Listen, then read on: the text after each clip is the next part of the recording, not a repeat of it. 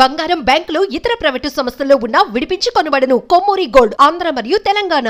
నమస్తే, welcome to మనం TV. నా పేరు వలి. వైసీపీ ఎమ్మెల్సీ దువ్వాడ శ్రీనివాస్ వ్యవహారం ప్రస్తుతం మీడియాలో చర్చ జరుగుతోంది.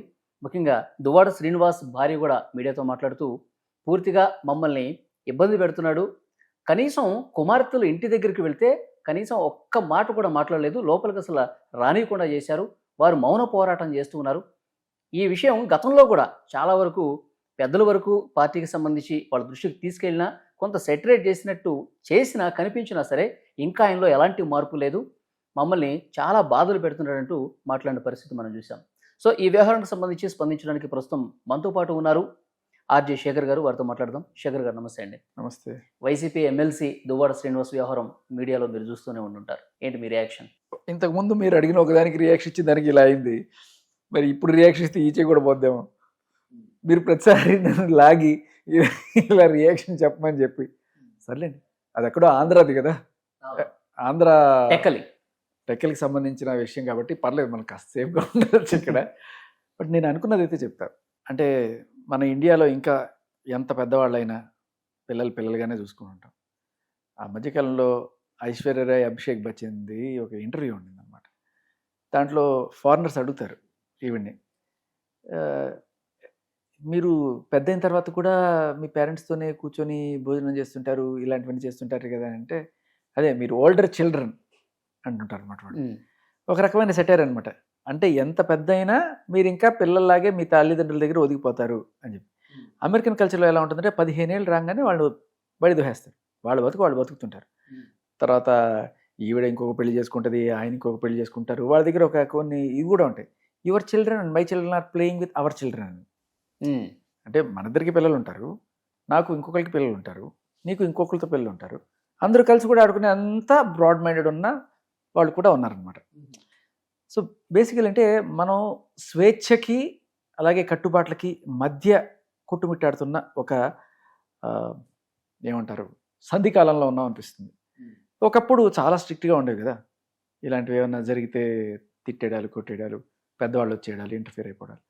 బట్ ఇవాళ రేపట్లో సరే దాన్ని అక్రమ సంబంధం అనకూడదు, సుప్రీంకోర్టే చెప్పేసింది మనిషి స్వేచ్ఛాజీవి, భార్య అయినా భర్త అయినా. ఇద్దరు అమ్మాయిలు ఉన్నారు, ఒక అమ్మాయికి పెళ్లి అయింది, ఇంకో అమ్మాయికి కావాల్సి ఉంది. చట్ట ప్రకారం ఆయన వేరే వాళ్ళతో ఉన్నా మనం తప్పడానికి లేదు, నైతికంగా కరెక్ట్. అంటే ఆ నైతికత ఎవరికి వాళ్ళే గీసుకోవాల్సిన గీతలు. ఇప్పుడు నిజంగానే మీరు చెప్పినట్టు వాళ్ళ పిల్లలు చిన్న పిల్లలు అనుకోండి, ఒక 5 ఏళ్ళు 10 ఏళ్ళు అట్లాంటి పిల్లలు అనుకోండి, ఖచ్చితంగా తండ్రి చేయాల్సిన బాధ్యతలు చాలా ఉంటాయి. పిల్లలు పెరిగే కొద్దీ తండ్రుల నుంచి దూరం అవుతుంటారు. ఫస్ట్ 1 year అంతా తల్లిని అంటే పెట్టుకునే ఉంటారు పిల్లలు. తర్వాత మెల్లగా తండ్రి భుజాలను ఎక్కించుకోవడం, గుండెల మీద తగ్గించుకోవడం, వాళ్ళని స్కూళ్ళకి తీసుకెళ్ళడం, దింపడం, ఈ పనులన్నీ ఉంటుంటాయి. పోయే కొద్దీ పెద్ద అయిన తర్వాత నాకు తెలుసులే డాడీ అనే డైలాగ్ ఉంది కదా, త్రిష అండ్ ప్రకాష్ రావు. అలా మేము పెద్దవాళ్ళం, ఏమో మా జీవితం మేము చూసుకుంటాం అన్నట్టుగా అప్పటిదాకా ఉన్న అటాచ్మెంట్ 10 ఏళ్ళు దాటిన తర్వాత మెల్లమెల్లగా దూరం అవుతూ ఉంటుంది. అండ్ ఒక అడల్ట్ అయిపోయాక ఎప్పుడన్నా సరే హాయ్ బాయ్ తప్ప ఎక్కువ ఉండదు. మహా అయితే జాయింట్ ఫ్యామిలీలో ఉంటే అందరూ కూడా ఆ టేబుల్ దగ్గర కూర్చొని తినడానికి వచ్చినప్పుడు ఏమా బాగున్నా, ఎలా ఉన్నా, ఎంత మించి ఇంకొండదు. సో ఇక పెళ్ళిళ్ళు అయిపోయిన తర్వాత కూడా మనం పిల్లలుగా పరిగణించాలా? ఒక ఆవిడకి పెళ్ళి అయిపోయింది అన్నారు, అవును, పెళ్ళైపోయి వాళ్ళ భర్తతో ఉంటుంది. సరే, ఈయన చేసేది వాళ్ళకి తప్పు అనిపించవచ్చు, మరి ఆయన ఏ కారణాల వల్ల ఆయన వెళ్ళడం నాకు తెలియదు. కానీ ఈయన చేసే ఒక తప్పు ఏంటంటే, నీ స్వేచ్ఛ నువ్వు చూసుకున్నప్పుడు నువ్వు నీతులు చెప్పకూడదు. ఇప్పుడు పవన్ కళ్యాణ్ గురించి ఆయన ఒకసారి విమర్శించారు, ఏంటి 3 భార్యలని. అయితే 3 భార్యలు ఆయన అట్లా ఒకటేసారి లేరు కదా. ఇప్పుడు ఈయన మీద పవన్ కళ్యాణ్ గారి గురించి ఏమన్నారో ఆ బయట కూడా నా దగ్గర ఉంది, ఒకసారి నేను ప్లే చేస్తాను. అవునండి, 3 నువ్వు చేసుకుంటే ఒక్కొక్క మగాడు కొన్ని వేల మందిని చేసుకోగలడు. కానీ పద్ధతి, సంస్కారం, హిందూ మతం, తెలుగు వాడిగా ఏకపత్ని వ్రతం మన మతం. ఏకపత్ని వ్రతం, ఒకే స్త్రీని పెళ్ళాడి ఒకే స్త్రీతో జీవితం పూర్తి చేయడం అన్నది మన తాలూకా సాంప్రదాయం. ఆ సాంప్రదాయానికి తూట్లు పొడిచినటువంటి నీచుడు పవన్ కళ్యాణ్. చెప్తున్నాడు బుద్ధుడు. బేసికల్లీ ఇలాంటివి ఆయనకి అద్దంలో చూపిస్తే ఆయనే అనుకున్నట్టుందా అన్నట్టు కూడా కనిపిస్తుంది మనకి. ఆయన చేసిన తప్పల్లా ఏం లేదు. నాకు కరెక్ట్గా ఆ మాట మాత్రమే ఆయన తప్పు. ఆయన మాట అనకపోయిండుంటే సరే, ఆయన ఇష్టం అయింది, ఆయన స్వేచ్ఛ అయింది అనుకునేవాళ్ళం. కానీ నేను ఇంత నువ్వు ఇంత నీతిమంతుడుగా ఉండాలని నువ్వు చెప్పినప్పుడు you are bound to be that. అర్థమైందా? ఆయన ఈ మాట అనకుండా ఉండుంటే ఆయన్ని అంటే ఒకరినే పెళ్లి చేసుకోవటం, ఆ జీవితం ఒకరితోనే ఎండ్ చేయటం, అది మన మతం, అది మన హిందుత్వం, అది మన సంప్రదాయం అన్నారు కదా అని యాక్చువల్గా దాని గురించి మాట్లాడుకుంటే అదొక వేరే డిస్కషన్. సరే, అది కూడా మీకు చెప్తే అడిగారు కాబట్టి. ఇప్పుడు హిందూ మతం అంటున్నారు కదా, హిందూ మతంలో సరే పేరు ఎలా వచ్చింది అనేది పక్కన పెడితే ఇది సనాతన ధర్మం. హిందూ మతం, నువ్వు హిందూ అని ఎవరు చెప్పారు? మనకి పక్కన ఉండేవాళ్ళు చెప్పారు. మన హిందువులని మన పేరు ఎవరు పెట్టారు తెలుసా? మనం పెట్టుకోవాలి ఎవరు? మన హిందువులని. అక్కడ ఆఫ్ఘనిస్తాన్లోను అవతల పక్క వచ్చే ఈ మొఘల్స్ వీళ్ళందరూ కూడా ఈ సింధు నది పక్కన ఉండేవాళ్ళు హిందీసు అలా అనుకుని they use to say Hindu. ఇప్పటికీ కూడా పాకిస్తాన్లో మనం హిందుస్థానే, వాళ్ళకి ఇండియా తెలీదు. హిందూ అంటే ఈ దేశాన్ని వాళ్ళు హిందూ దేశం అనేవాళ్ళు అనమాట. అప్పుడు వేరే మతాలు ఏం లేవు కాబట్టి ఉండేవాళ్ళందరూ హిందువులు అని అనుకున్నాం. కానీ ఇది యాక్చువల్గా వేదాల నుంచి వచ్చిన మతం, సనాతన ధర్మం అంది. సనాతన ధర్మంలో మరి మనకి రాముడు ఉన్నాడు, కృష్ణుడు ఉన్నాడు, అన్ని రకాల ఉన్నాయి. ఎవరూ ఒక రూల్ అని పెట్టాల. ఇలా ఉంటే మంచిది, ఇలా ఉంటే ఇది అవుతుందని చెప్పారు. ఇప్పుడు 4 వర్ణాలు ఉన్నాయి, బ్రాహ్మణ, క్షత్రియ, వైశ్య, శూద్రులు అన్నారు. ఒకళ్ళు నాన్ వెజ్ తినకూడదు, ఒకళ్ళు తినచ్చు, ఒకళ్ళు ఇంకోటి తినచ్చు. ఇలా అందరూ హిందువులే, ఒక్కొక్కరికి ఒక్కొక్క డిఫరెంట్ రూల్ ఉంది కదా. కానీ ఇది మన సంప్రదాయం, మనం ఒక పెళ్ళే చేసుకోవాలి, మన సంప్రదాయం అనడానికి ఇది ఎక్కడి నుంచి వచ్చింది? 3 పెళ్ళిళ్ళు చేసుకున్నాడు. 1953లోనో ఎప్పుడో నెహ్రూ గారు సవరించారు ఈ చట్టాన్ని. అప్పటిదాకా మా తాతలు మా ముత్తాతలకి 2 పెళ్ళిళ్ళు 3 పెళ్ళిళ్ళు అడిగేవాళ్ళు ఎవరు? ఎవరి స్వేచ్ఛ వాళ్ళది, నువ్వు చేసేది తప్పు అని చెప్పి నువ్వు ఎప్పుడు చెప్పగలవు అంటే, నువ్వు నా మీదకి వచ్చి నా మీద దాడి చేస్తే అది తప్పు. నీ జీవితంలో నువ్వేమేం చేసుకుంటావు డిసైడ్ చేయడానికి నేనెవరిని? కరెక్ట్ కాదు. అలాగే నువ్వు ఎప్పుడైతే వేరే వాళ్ళ జీవితాన్ని డిసైడ్ చేయడానికి వెళ్తావో అప్పుడు నిన్ను అందరికీ అనే అధికారం నువ్వే ఇచ్చావు. ఇప్పుడు పవన్ కళ్యాణ్కి లక్షలాది మంది, కోట్లాది మంది అభిమానులు ఉన్నారు. మరి ఆయన ముగ్గురు పిల్లలతో ఒకటేసారి ఏం లేరు కదా. అయిపోయిన తర్వాత మొదటి భార్య డైవర్స్ అయిపోయిన తర్వాత అలా ఉన్నారు. దట్ ఈస్ కుదరలేదు, లీగల్లీ కరెక్ట్. అవును, కుదరినప్పుడు బలవంతంగా ఉండి కొట్టుకుంటూ ఉంటారా? లేదు కదా. హిందూ మతం అంటున్నారు కదా. మరి హిందూ మతంలో ఒకటేసారి ముగ్గురు చేసుకున్న వాళ్ళు ఉన్నారు. మరి కృష్ణుడు 8 మంది చేసుకున్న ఆయన హిందూ కాదా మీ దృష్టిలో? సో బేసికల్లీ హిందూ మతం అనేది ఇలా ఉండాలి అని చెప్పదు. మన చట్టం రాసుకున్నాం తర్వాత. ఏదేమైనా చట్టంలో కూడా ఇవాళ ఏం చెప్తుంది? ఎవరిష్టం వచ్చినట్టు వాళ్ళు ఉండొచ్చు. ఒకవేళ నువ్వు చేసే పని నీ పార్ట్నర్కి నచ్చకపోతే విడాకులు తీసుకోవచ్చు, అంతేగాని దాన్ని నేరంగా మనం పరిగణించలేం. ఇప్పుడు వారి మిస్సెస్కి ఈయన అలా వెళ్ళి ఉండడం నచ్చలేదంటే వారి మిస్సెస్ ఈయన మీద డైవర్స్ పిటిషన్ వేసి డైవర్స్ తీసుకోవడం, తద్వారా ఏమన్నా భరణం కూడా పొందడం వరకు ఆవిడ చట్టపరంగా అర్హురాలు.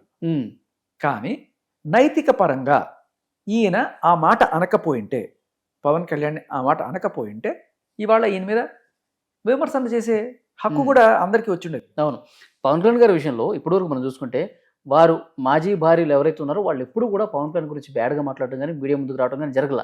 కానీ దువ్వాడ శ్రీనివాస్ గారి భార్య ఎలాంటి విమర్శలు చేస్తున్నారు, ఆరోపణలు చేస్తున్నారు మనం చూస్తున్నాం. మరి అది వాళ్ళ పర్సనల్ దీని మీద ఉంటుంది. వాళ్ళ మధ్య ఎటువంటి ప్రాబ్లమ్స్ ఉన్నాయి ఏంటనేది చాలా డెప్త్గా వాళ్ళ మధ్య ఏం జరిగింది అనేది తెలుసుకోవాలి. అసలు ఆయన ఎందుకు ఆవిడతో విభేదించి విడిపోయి వేరే వాళ్ళతో ఉండాల్సి వచ్చింది, ఆయన రీజన్స్ కూడా ఆయన చెప్పుకోవాల్సిన ఇది ఉంది. ఎందుకంటే ఒకసారి రచ్చకీడ్చబడ్డాక ఇంకా ఆయన బయటకు వచ్చి సంజయ్ చెప్పుకోవాల్సిన పరిస్థితి అయింది. ఫస్ట్ ఆయన సంజయ్ చెప్పాల్సింది వాళ్ళ ఆవిడకు ఇంకొకరికి కాదు, పవన్ కళ్యాణ్కి, పవన్ కళ్యాణ్ ఫ్యాన్స్కి. నువ్వు ఆ రోజు ఆ మాట అన్నావు. అవును, అన్నప్పుడు మరి నువ్వేం చేసావు? ఇదే కదా ఫస్ట్ ప్రశ్న. అందుకే ఆవేశపడి తెలుగులో ఒక సామెత ఉంది, కాలు జారినా తీసుకోవచ్చు, నోరు జారితే తీసుకోలేవు అని. ఇప్పుడు మీరు చూపించారు, అదే వీడియో చూపించారు, టక అందరూ అదే చూపిస్తారు. ఇప్పుడు అడుగుతారు, కడుగుతారు, కడిగి పారేస్తారు. ఓకే, అంతే.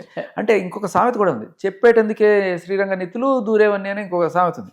మరి ఆయన అంతా అట్లా అన్నాను కానీ, బట్ సామెత అయితే అది నీతులు చెప్పడం వరకు. కానీ ఒక పద్ధతి ప్రకారం చేసుకుంటే బాగుండేది. ఒకవేళ ఇక్కడ ఉంటే ఇష్టం లేకపోతే చట్ట ప్రకారంగా ఏదో విడాకులు ఏదో దాన్ని ఎలా చేసుకోవాలో అలా చేసుకొని వేరే మహిళతో ఉండొచ్చు. యాక్చువల్ నిన్న అర్ధరాత్రి సమయంలో కూడా వారి 2 కుమార్తెలు ఇంటి గేటు దాకా వచ్చి, ఆయన వేరే ఇంట్లో ఉంటున్నాడు, ఆయన అసలు ఇటు రావట్లేదు, అక్కడికి పోయి నాన్న రండి నువ్వు మాట్లాడండి, 2 కూతుళ్ళు ఆయనే కని పెంచి ఇంత చేసి అసలు ఆ బంధాన్ని ఎట్లా మర్చిపోయాడంటారు?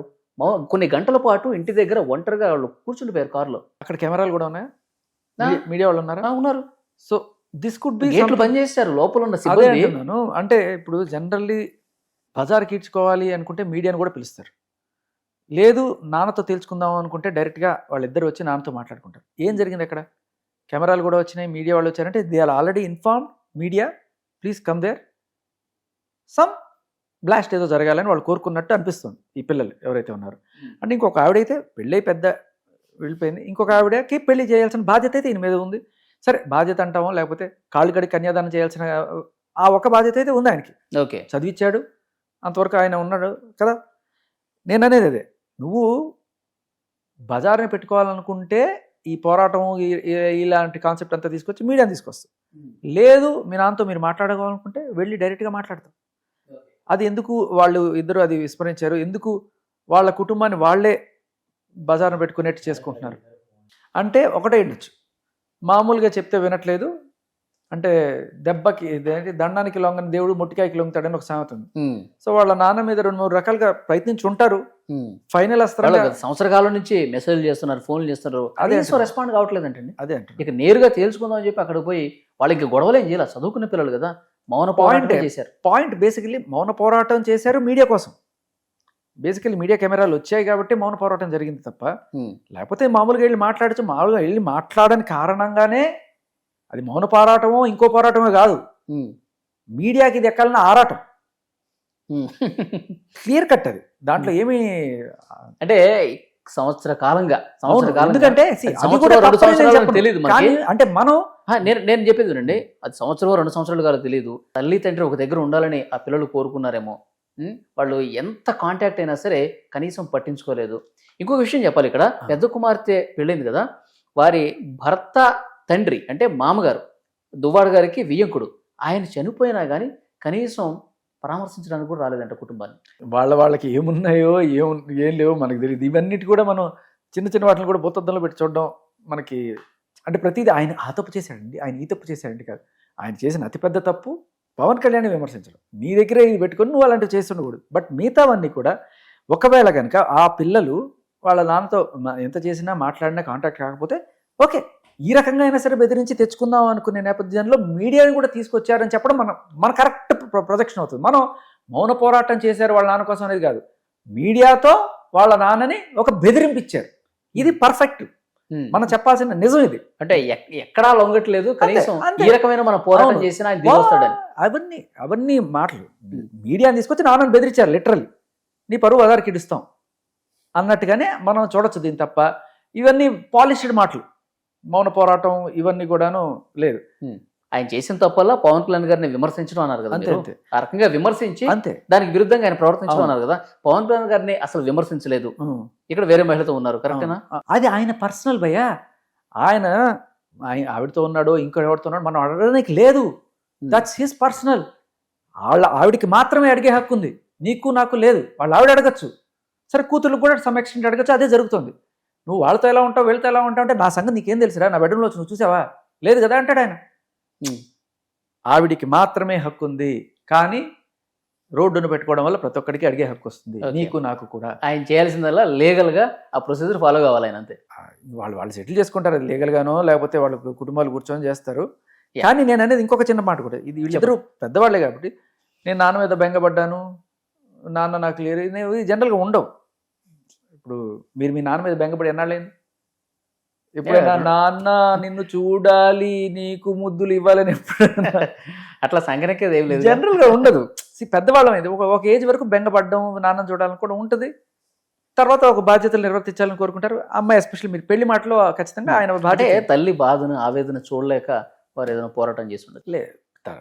ఖచ్చితంగా ఒక ధమ్కి ఆయనకి, అది అయితే మనం చూడొచ్చు.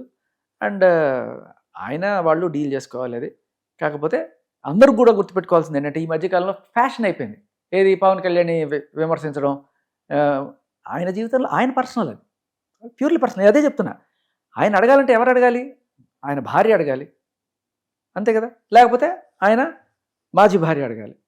నీకు నాకు ఏం హక్కు ఉంది? ఓకే, అదే నేను చెప్పేది, ఈయనకైనా ఆయనకైనా. కానీ అలా విమర్శించావు కాబట్టి నిన్ను ఇవ్వాలనే హక్కు ఉంది. దువ్వాడా ఆవిడని దువ్వాడా అని కూడా అడుగుతారు. చూద్దాం ఇలా కామెంట్ అని పడతారు. నెక్స్ట్ ఈ కేసు సంబంధించి ఇంకా ఎలాంటి పరిణామాలు జరుగుతాయి దాని మీద మళ్ళీ మీ రియాక్షన్ అడుగుతాం. Thank you.